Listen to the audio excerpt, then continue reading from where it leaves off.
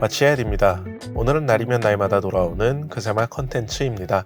세이코의 SBTM323을 들고 왔습니다. SBTM323은 2022년에 출시된 시계입니다. 제가 가지고 있는 그새맛의 이미지에서는 살짝 위배되기는 하지만 그래도 어느 정도는 부합을 해서 가지고 와봤는데요.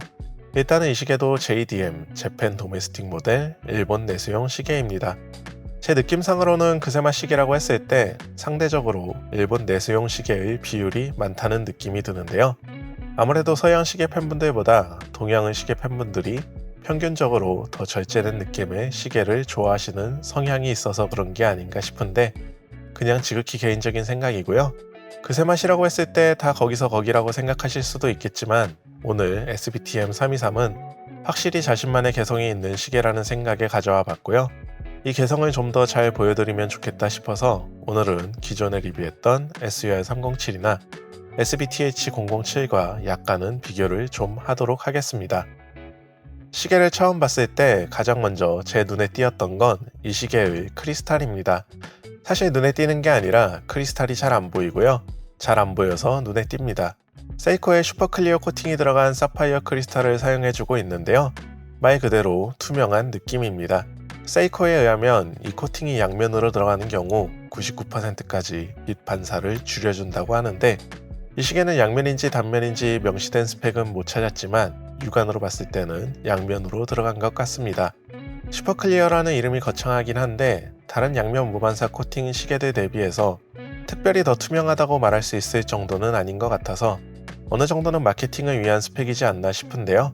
그래도 제가 이 시계를 시계 가격만 30만원 초반에 구매를 했는데 이 가격대에 크리스탈에 이 정도로 신경 써주는 건 역시 세이코라서 가능한 게 아닌가 싶고요.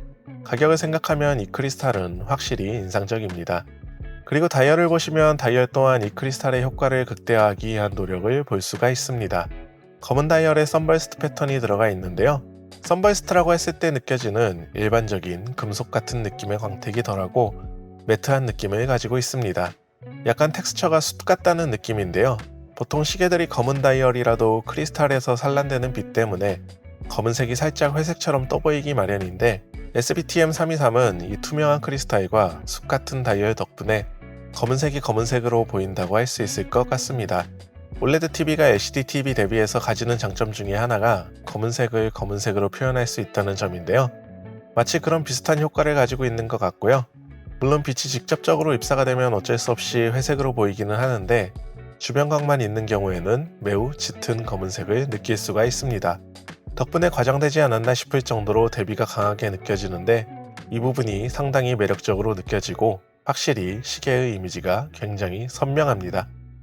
그리고 그새맛이라고 했을 때 가장 큰 영향을 주는 요소는 핸즈와 인덱스가 아닌가 싶은데요. 핸즈는 당연하게도 칼침 스타일이고 인덱스 또한 디테일에 신경을 쓰고 있는 게 느껴집니다. 이전에 리뷰했던 SBTH007에 비하면 좀 더 부드럽고 세련된 느낌인데 물결 무늬 패턴이 동일하게 들어가서 디테일에 대한 표현은 비슷하다고 할 수 있을 것 같습니다. 이런 부분은 전형적으로 세이코가 잘하는 거라 마감이든 디테일이든 시계의 가격 대비해서는 훌륭하다고 할 수 있을 것 같습니다. 분이랑 초의 표시는 경사면을 주어서 입체감을 주고 있습니다. 5분 단위로 야광이 들어가 있고 핸즈에도 야광이 들어가 있습니다. 이 부분이 이제 저의 지극히 개인적인 그새맛이라는 이미지에서는 좀 벗어나는 부분인데요. 클래식하고 절제된 느낌에서 살짝 벗어나서 모던하면서 스포티한 느낌을 어느 정도 가지고 있습니다. 전에도 말씀드렸지만 개인적으로는 그새맛 시계들에서는 야광이 없는 쪽을 선호하기는 하는데 그럼에도 불구하고 이 시계는 약간 스포티한 쪽으로 치우쳐 있다 보니 야광이 있는 게 더 잘 어울리는 느낌이라 오히려 좋은 것 같습니다. 케이스는 39.5mm, 러그투러그 46mm, 두께 9.5mm, 러그폭 20mm를 가지고 있습니다. 케이스 대비 러그폭이 2:1에 가까워서 보기 편한 비율을 가지고 있고 두께도 10mm 이하라 두껍지 않고 러그투러그도 45mm 근처라 부담스럽지 않습니다. 숫자로 봤을 때는 무난한 사이즈라고 할 수 있을 것 같은데요. 17.5cm인 제 손목에 착용해보면 정말 딱 적당한 사이즈라는 느낌입니다. 브레이슬릿은 SUR307이나 SBTH007 대비해서는 직선을 더 강조를 해줘서 둘에 비하면 브레이슬릿 또한 좀 더 스포티한 느낌을 가지고 있는데요. 퀄리티는 조금 더 나은 느낌인데 할로우 핸들링크와 프레스드 클래스의 사용이나 링크들의 유격은 비슷한 정도의 수준이라 큰 차이는 없습니다. 그래도 개인적으로는 SUR307이나 SBTH007은 이미지가 상대적으로 더 절제된 느낌이다 보니 스트랩만 체결한 상태로 착용을 해도 브레이슬릿에 대한 필요성을 못 느꼈었다면 이 SBTM323은 두 시계에 비하면 좀 더 다용도 시계의 이미지를 가지고 있어서 활용도를 생각하면 브레이슬릿이 필요하지 않나 싶고요. 그런 면에서는 브레이슬릿은 조금 더 퀄리티가 있었으면 좋지 않았을까 싶습니다. 무브먼트는 광충전이 가능한 라디오 컨트롤 무브먼트인 세이코의 7B7E 무브먼트를 사용하고 있어서 사용성 면에서는 최고라고 할 수 있습니다. 오로차는 시간 동기화를 안하면 플러스 마이너스 15초, 파워 리저브는 완충 시 9개월입니다. 한 가지 언급할 장점은 일본 와치메이커들의 경우 보통은 기본형 쿼츠가 아닌 광충전 무브먼트부터는 초침 정렬을 잘 맞춰주는데요. 이 시계 또한 초침 정렬이 잘 맞고요. 이 점은 SUR307이나 SBTH007 대비해서 이 시계가 가지는 또 다른 장점이라고 할 수 있을 것 같습니다.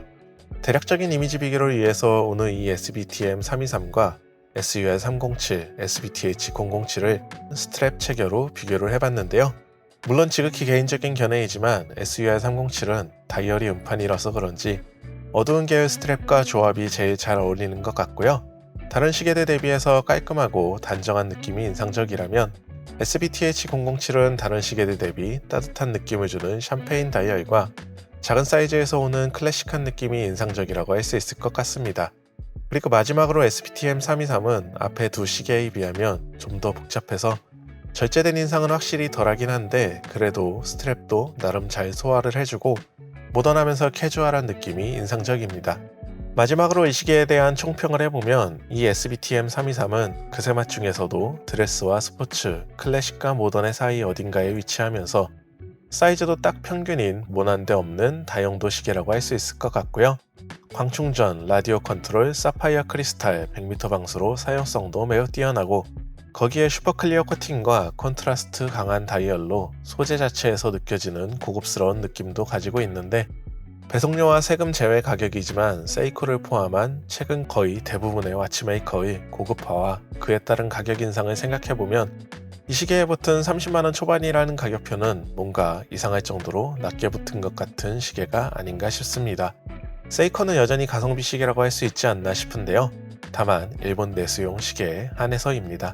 오늘은 여기까지입니다. 감사합니다. 와치앳이었습니다.